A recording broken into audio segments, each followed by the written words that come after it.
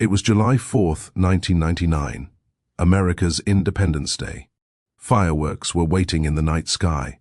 Flags rippled in the humid Massachusetts air, and the crowd inside Foxborough Stadium buzzed with the kind of energy only a World Cup semi-final can summon. But for the reigning world champions of women's football, Norway, that evening would not be a celebration. It would become a reckoning. 4 years earlier, Norway had been the queens of the game. They had stormed to the 1995 World Cup title with an efficiency that bordered on mechanical perfection. They were the antithesis of chaos, a disciplined, balanced machine built on collective understanding rather than flair. They didn't need magic.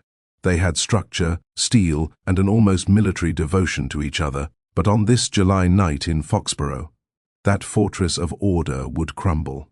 In the face of something new, something they had not truly prepared for. A revolution disguised as a football team. Across the halfway line stood China, elegant, tireless, technically pristine. Their play wasn't built on brute strength or raw pace. It flowed like water, finding seams and spaces where none seemed to exist.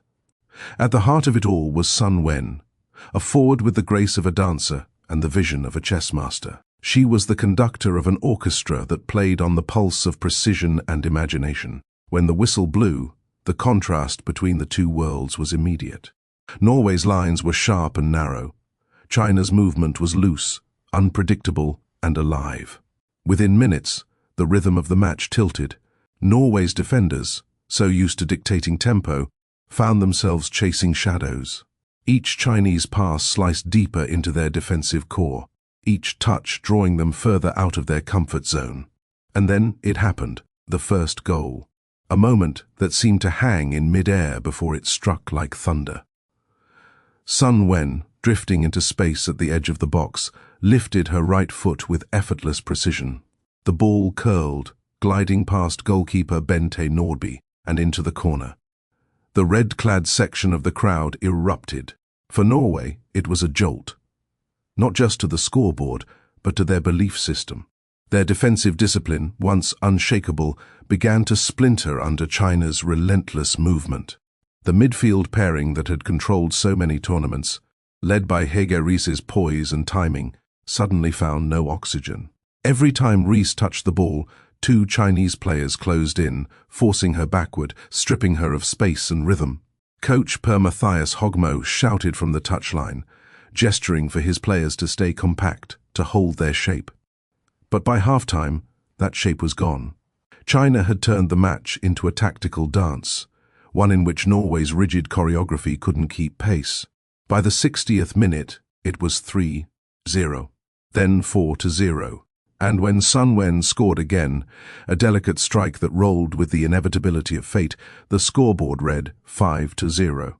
A number that didn't just represent defeat, but a dismantling. On the sideline, Gro Espeseth, Norway's captain and defensive leader, stood frozen. Her face was a mixture of disbelief and defiance, a warrior watching her shield crack in her hands. She had led her country through countless battles, marshaled defenses against the best in the world. But here, against China's artistry, she could do nothing. Every pass, every rotation, every overlap, it all spoke of a team that had mastered a new language of football. While Norway had built an empire on control, China was redefining what control meant. It was fluidity, movement, anticipation. It was the future, unfolding in real time. When the final whistle blew, the sound felt heavy, not like the end of a match, but like the closing of an era. The Norwegians stood in stunned silence as China celebrated around them. Hege Riis, her blonde hair matted with sweat, looked across the field towards Sun Wen. There was no anger in her eyes, only admiration and a dawning realization. The game had evolved. For the players who had spent a decade at the summit, it was a feeling they had never known. Helplessness. The solidity that had defined them was gone, replaced by a new question that none could answer. That night, had Norway's system, their very footballing identity, already become outdated? The loss didn't just end their World Cup. It ended an age of European dominance. Because while the United States would go on to lift the trophy, the real shift had already taken place. The old order had been broken, and the seeds of global transformation were taking root. In that single night, the game Norway helped define had slipped from their grasp. The 1999 World Cup wouldn't be remembered for their triumphs, but for their unraveling. And yet, to understand the depth of that unraveling, to understand what truly fell apart that night, we must go back. Back to the foundation, back to where the dream began. Back to the roots of Norway's dynasty, the family of footballers who built their empire from the cold, rugged fields of the north. Because to understand the fall, we first have to remember the rise. Long before the lights of Foxborough, before the trophies and the heartbreak, Norwegian women's football grew from something raw, a defiant act of passion on muddy community pitches. In the late 1970s and early 80s, Norway wasn't known for its sporting glamour. It was a nation of mountains, fjords, and quiet determination. Football was a man's game, and yet, in small coastal towns and frozen schoolyards, a generation of girls began to rewrite that truth with every kick of a ball. They weren't given much, no proper kits, no funding, and often no permission. But what they had was something stronger: belief. The early pioneers of Norwegian women's football weren't playing for fame. They were playing for the right to exist in a game that had never expected them to. From this spirit emerged a culture, one built not on individual brilliance, but on shared effort. Norwegian football became synonymous with humility, structure, and an unspoken promise: the team always comes first. That foundation would become the bedrock of their golden generation. Hege Riise was one of those children who carried the dream forward. Born in Lørenskog in 1969, she grew up in an era when female players were still fighting for space in newspapers, let alone stadiums. Her touch was subtle, her intelligence remarkable, her calmness magnetic. Coaches described her as a player who sees 2 passes ahead, a midfielder who made the game slow down simply by existing in it. Then came Gro Espeseth, a defender from Stord, molded by the toughness of the Norwegian west coast. Where Riise painted the field with elegance, Espeseth anchored it with strength. She wasn't a showman, she was a shield, commanding, disciplined, and fearless. Together, Riise and Espeseth represented 2 sides of the same national character: grace and grit, artistry and order. By the early 1990s, the Norwegian Football Federation had begun to take notice. The women's national team, under coaches like Even Pellerud and later Per Mathias Hogmo, developed a philosophy that mirrored the nation's identity: collective work over individual expression. The 4-4-2 was more than a formation. It was a declaration of unity. Every player knew her role, every movement rehearsed. Their rise was methodical.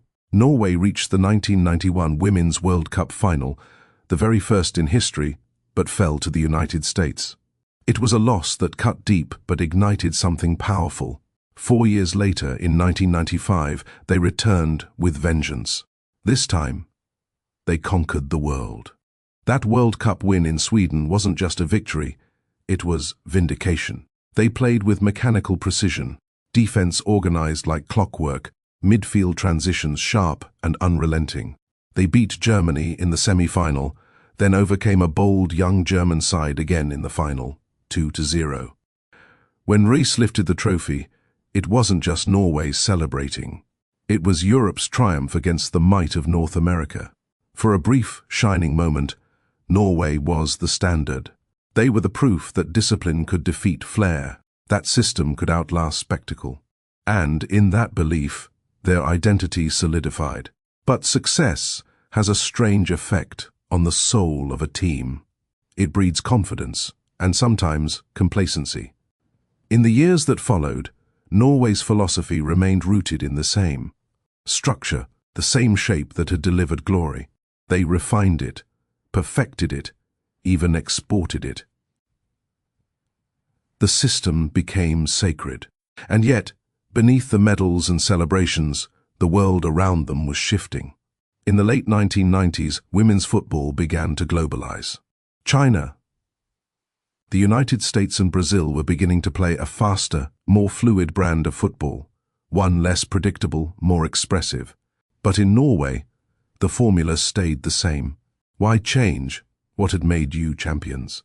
Per Mathias Hogmo, who took over the team in the late 1990s, was a student of Pellerud's philosophy, but with a softer edge. He admired structure, but encouraged creativity, at least in theory. In practice, he inherited a team that was too disciplined to improvise, too proud of its system to abandon it. Rice, Espesith, and the veterans carried the torch with grace. But younger players began to notice a problem. When faced with unpredictable teams, Norway's order turned brittle. Against Sweden, Germany, and even Canada they could manage. But against the emerging Asian style, quick rotations, deceptive movement, relentless pressing, their structure struggled to breathe. Still, no one in the Norwegian camp doubted their destiny heading into the 1999 World Cup. They were defending champions. They had survived every test before. And as they landed in the United States that summer, the message was clear: we are still the best in the world. The group stage seemed to confirm it. A 7-1 demolition of South Korea, pure dominance. A 2-0 victory over Canada. Calm, controlled, clinical. Then a 3-1 triumph over Sweden in a fiery Nordic quarter-final that reaffirmed their authority. Everything seemed aligned for another run to the final. But underneath those results, there were small cracks. Moments where Rice looked isolated. Sequences where the backline was dragged too wide. Spaces that better teams could exploit. Those cracks would become chasms when they met China. Because what awaited them in the semi-final wasn't just another opponent. It was the future, and it was coming faster than anyone in Norway could have imagined. The road to Foxborough wasn't built on luck or reputation. It was carved through years of unrelenting discipline and silent resilience. Norway's march through the 1999 World Cup was, at first glance, the reaffirmation of a dynasty. They arrived in the United States with an aura of inevitability. The defending world champions, calm, composed, efficient.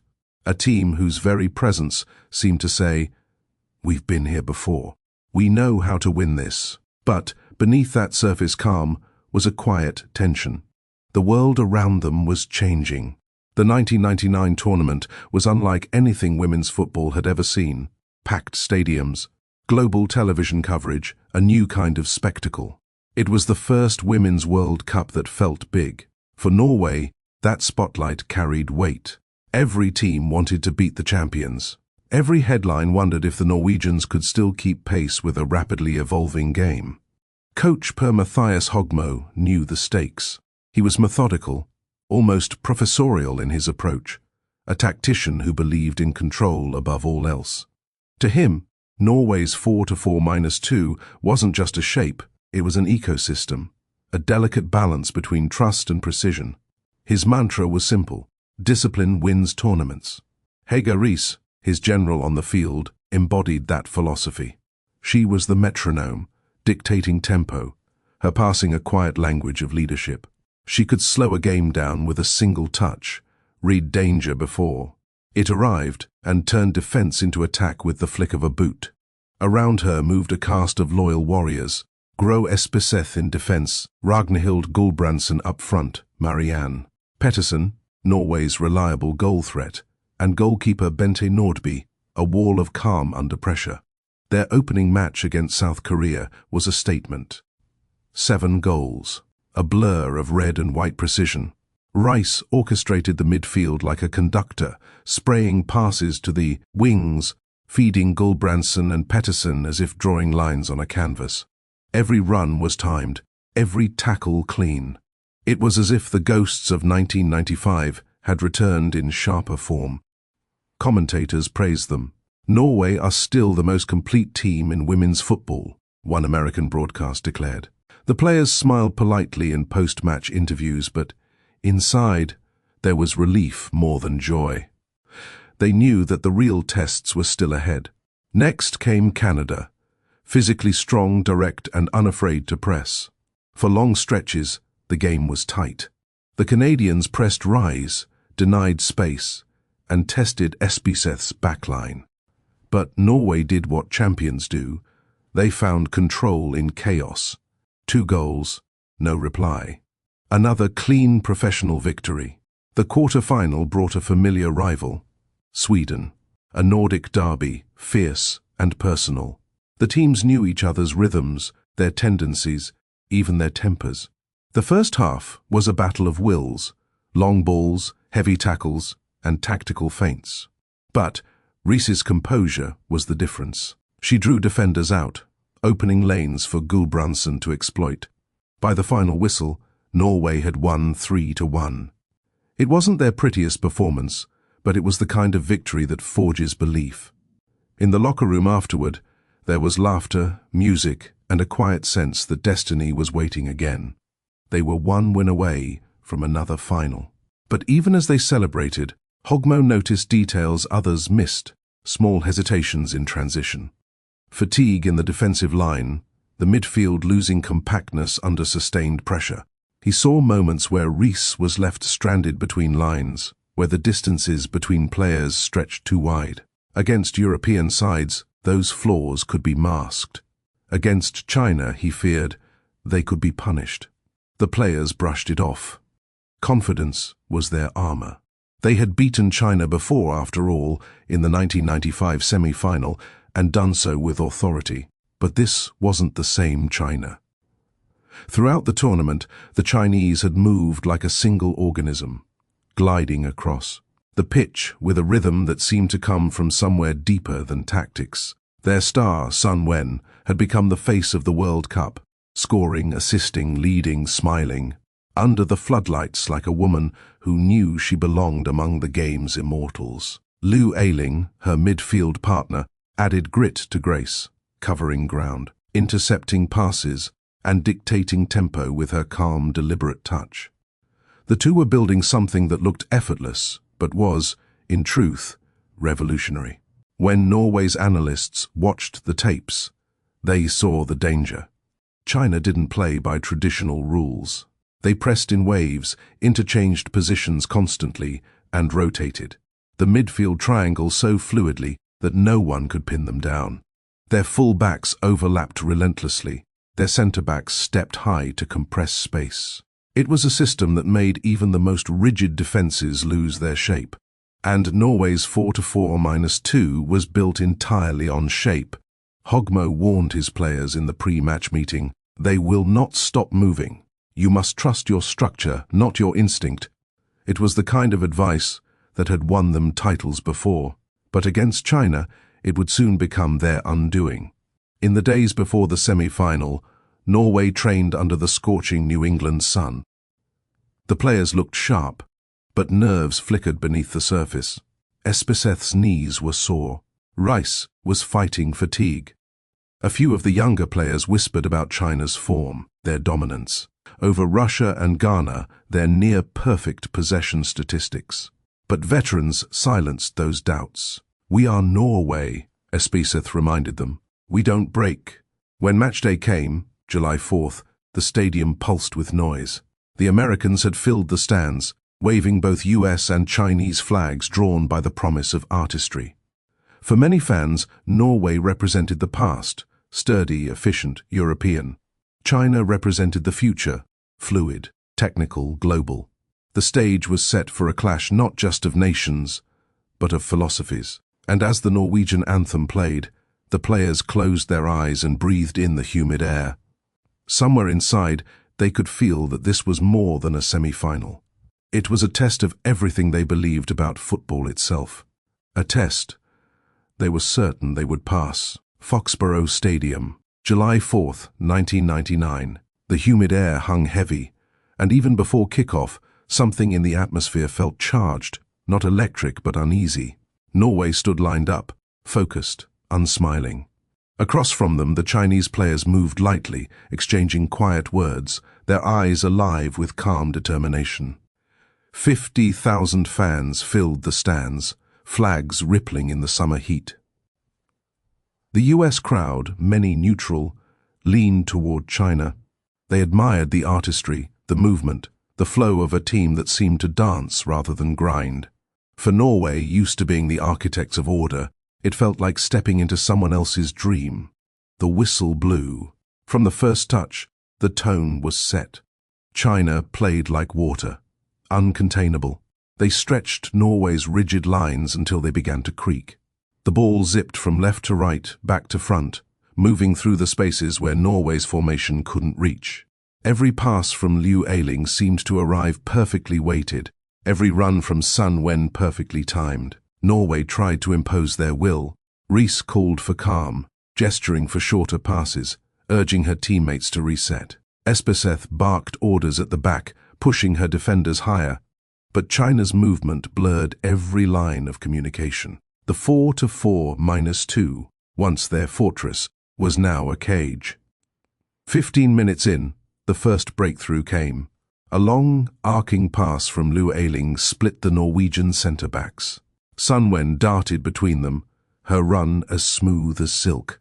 One touch to control, another to shoot. The strike curved beyond Bente Nordby's desperate dive and nestled into the corner. 1-0. The crowd erupted, not in hostility, but awe. Even the neutrals knew they had just witnessed something special. For Norway, it was a cold shock. They had trailed before, but not like this. Not to a team that seemed to predict their every move. Hogmo paced the touchline, shouting for his players to press higher. But pressing China only opened more space. By the 25th minute, it was 2-0. A sweeping Chinese move, 11 passes in 20 seconds, ended, with Liu Ying sliding the ball into the net after a clever cutback. The Chinese bench exploded in celebration. Their style was not just efficient, it was joyful. The Norwegian response was predictable, direct, physical, desperate. Long balls to Gulbrandsen, attempts to isolate the Chinese defenders. But every clearance came back faster than it left. It wasn't that Norway lacked effort, they lacked air. Hege Riise, usually the calmest presence on the pitch, was being suffocated. Every time she received the ball, 2 Chinese midfielders closed in. She turned, shielded, passed backward, and the wave came again. For the first time in her career, she couldn't find rhythm. Gro Espeseth shouted herself hoarse. Her defenders were pinned deep, her midfield detached. The back line had become a wall without support. When China pressed, it wasn't chaotic. It was calculated. By halftime, the scoreboard read 3-0. The champions were unraveling. In the locker room, silence. Players sat hunched, jerseys clinging to their skin. Hogmo stood by the whiteboard, marker in hand, staring at a formation that no longer made sense. He tried to speak, about staying compact, about belief, about fighting for pride. But the words felt small against the magnitude of what was happening. Rice finally spoke. "We're not losing because we're tired," she said softly. "We're losing because they're faster here." She pointed to her temple. "They're thinking quicker." No one argued. When the second half began, Norway changed little. A substitution here, a tactical tweak there, but the rhythm of the match stayed the same. China glided forward, unhurried and unflinching. Every touch carried intention. The fourth goal came from a corner, chaos in the box, a flicked header, a scramble, and then Liu Eiling crashing the ball home from close range. Norway's defense looked shattered, not from lack of will but from overload. Every instinct they had trusted for years was being turned against them. 5-0 arrived like a closing curtain. Sun Wen again, collecting the ball at the top of the box, one touch to her right. Curling it past Nordby with a finesse that drew gasps from the stands. It wasn't just dominance, it was artistry. Sun Wen didn't celebrate wildly. She simply smiled, nodded toward her teammates, and jogged back to midfield. For her, this wasn't about humiliating an opponent. It was about proving something larger, that China belonged among the giants of the game. The final minutes drifted by like a slow realization. Norway pressed forward half-heartedly, chasing fragments of pride. Rice's passes went astray. Espeseth cleared balls that no longer mattered. When the final whistle sounded, Norway stood still. Around them, the Chinese players embraced, tears in their eyes, waving to the crowd. They had just reached their first ever World Cup final, and done it by defeating the reigning champions in one of the most complete performances the sport had ever seen. Hogmo shook hands with Ma Yuanan, China's calm, smiling coach. It was a gesture between generations, one leader recognizing another. Behind him, Rees covered her face with her hands, while Espiseth pulled her close. No words were exchanged, none were needed. The scoreboard burned bright, China 5, Norway 0. But it was more than a number. It was a message, to Europe, to the world, to the future. The game had changed, and Norway, for the first time in nearly a decade, were no longer its masters. When the scoreboard at Foxborough froze at 5-0, the world of women's football shifted on its axis. But for Norway's players, the moment didn't feel historic. It felt personal.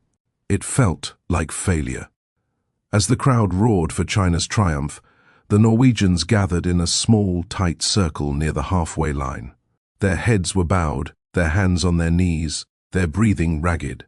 The same team that had once lifted trophies with unshakable confidence now stood in disbelief, caught between pride and heartbreak. Hege Riise stared at the pitch beneath her boots, the same patch of grass where she, Deed, tried to control the tempo, where every pass had felt just a fraction too slow. She replayed every misstep in her mind, the early giveaway, the half, second hesitation before pressing, the spaces left open behind her. She wasn't angry, she was bewildered. How could something that had worked so perfectly for years suddenly collapse in a single evening? On the other side of the field, Sun Wen was surrounded by cameras and microphones. Her hair stuck to her face with sweat, her smile quiet, almost shy. "We played our football," she said softly through a translator. "We trusted our rhythm. It wasn't arrogance, it was serenity." She had led her nation into uncharted territory with elegance and ease, and even, in that moment, she seemed to understand that this was bigger than a single match. For Norway, though, it was a reckoning. The locker room after the match was silent. Not the silence of anger, but the kind that follows disbelief, the kind that hangs in the air when a truth you've resisted finally arrives. Hogmo entered last. He didn't raise his voice. "We have built something strong," he said quietly, "but strength is not enough, Amor." His players listened, their eyes downcast. "They are not better only with the ball," he continued. "They are better with time. They think differently." Hege Riise lifted her head, eyes wet but unbroken. "Then we must learn to think differently too," she said. It was the first voice of defiance, the flicker of renewal amid the ashes. Gro Espiseth sat beside her, still in her kit, tape peeling from her legs. She had led the backline through wars, Sweden, Germany, the United States. But nothing had prepared her for the fluidity of China's movement. "We couldn't find them," she muttered. "Every time I stepped, they disappeared. Every time I waited, they appeared behind me." The defenders nodded. The system that had once been their armor had become their trap. Outside, reporters crowded the tunnel, eager for quotes, for emotion, for confirmation that the dynasty was dead. But Norway didn't rage. They didn't make excuses. They simply walked past the microphones and cameras, faces stoic, hearts heavy. When they returned to their hotel that night, the corridors were quiet. The laughter that had followed every win was gone. Players sat in small groups, some watching replays of the match in stunned silence, others staring at nothing. Bente Nordby, the goalkeeper, watched Sun Wen's second goal again and again, the one that curled past her fingertips. "It's perfect," she finally said. "You can't stop that." The truth settled in slowly. They had been beaten not by luck, not by effort, but by evolution. Across the ocean, newspapers in Europe called it the end of an era. Norwegian journalists were stunned. "Our champions have fallen," one headline read. "The system that ruled the world no longer rules itself." But back home in Oslo, the response was more nuanced. The defeat hurt, yes, but it also stirred reflection. Norway had been pioneers.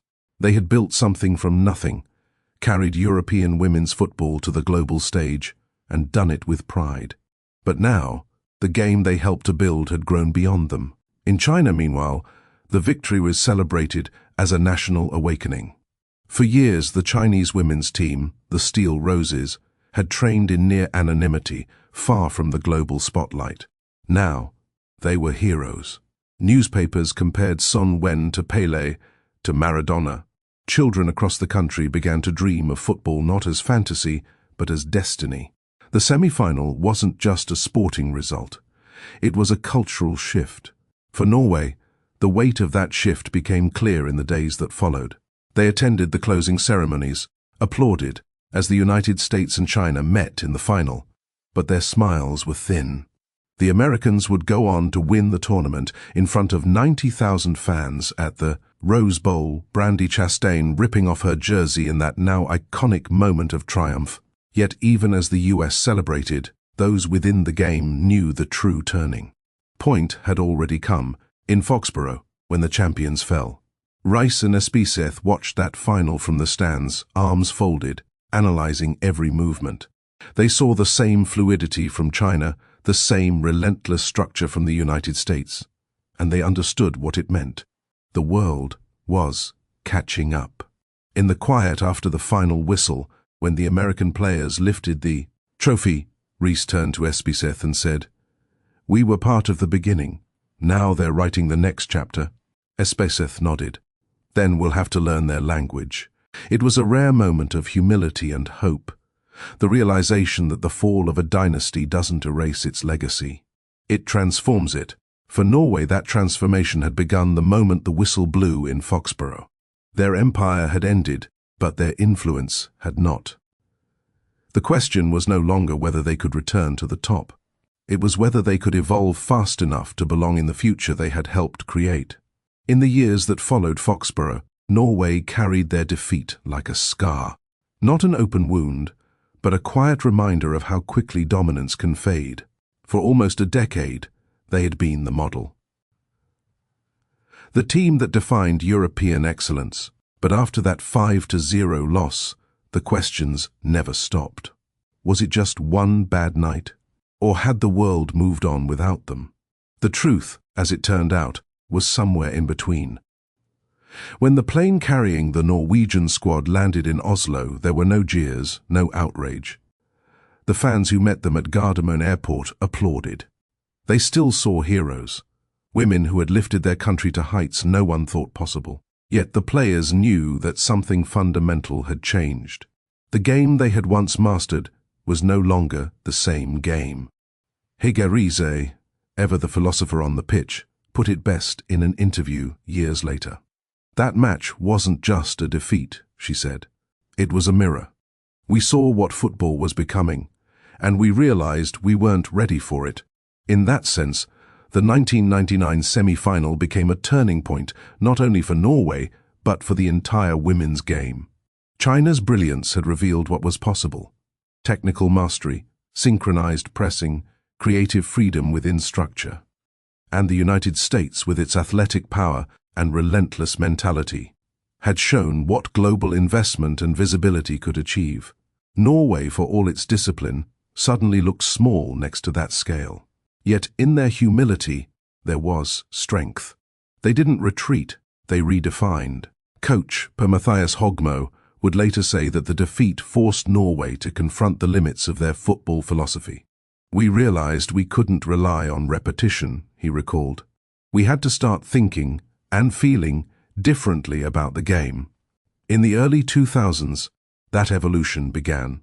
New faces arrived, Solveig Gulbrandsen, Dagny Melgren, and others who grew up watching Riise's generation but played with a freer, more instinctive rhythm. The rigid 4-4-2 began to soften, replaced by variations that encouraged creativity and possession. And yet, the DNA of Norway, the discipline, the cohesion, the belief in collective effort, never disappeared. It merely adapted. Their efforts paid off in 2000, when Norway captured Olympic gold in Sydney, defeating the United States in an extra-time thriller. For many of the 1999 veterans, it felt like redemption. Not revenge, but renewal. "We learned from Foxborough," Esbyseth said afterward. "We learned that even the strongest structure must breathe." Meanwhile, the rest of the world caught up and surged ahead. The 2000s belonged to the United States, Germany, and eventually Japan. China's golden generation faded, but their 1999 run inspired millions across Asia. Brazil's flair emerged, led by Marta's genius. And everywhere, the seeds of Norway's philosophy, the belief in unity and work ethic, remained embedded in the global game. Looking back, football historians now see that 1999 semi-final not just as a collapse, but as a hinge, in time. A match that marked the end of Europe's first era of dominance and the rise of football's global awakening. In Norway, that match is remembered with both pride and pain. For those who lived it, like Rhys and Esbyseth, the emotions never fully faded. Rhys would go on to coach, both at home and abroad, carrying the lessons of that loss into every session she led. She told her players, "Perfection is a lie. Football is movement, and movement means change." That mindset became her legacy. Gro Esbyseth retired not long after the 2000 Olympics, her knees worn, but her influence unbroken. She would later say that Foxborough taught her the most important lesson of all: you can't defend against time. The echoes of that match still resonate today. When modern Norway takes the field, when young midfielders like Guro Reiten or Caroline Graham Hansen orchestrate play with freedom and flair, you can trace their lineage directly back to those women who walked off the field in 1999, heads bowed but unbroken. Because for all the pain of that night, Norway's story was never about collapse. It was about transformation, about the courage to face evolution head-on and to keep building even after the walls have fallen. The 1999 Women's World Cup is often remembered for Brandi Chastain's penalty, for the confetti raining over Pasadena, for the rise of the American dream. But in the shadows of that golden moment lies another story, one of humility, of courage, of rebirth. The night Norway fell was also the night the world's game was reborn. The disciplined champions of Europe had met the fluid artistry of Asia, and from their collision, the modern era of women's football was born. In the end, Foxborough wasn't a tragedy. It was a passage, the bridge between what the women's game had been and what it was about to become. And as Hege Riise would later say, looking back decades later, sometimes, to build the future, you have to be the one who breaks first. Because that's what Norway did in 1999. They broke, beautifully, bravely, and forever.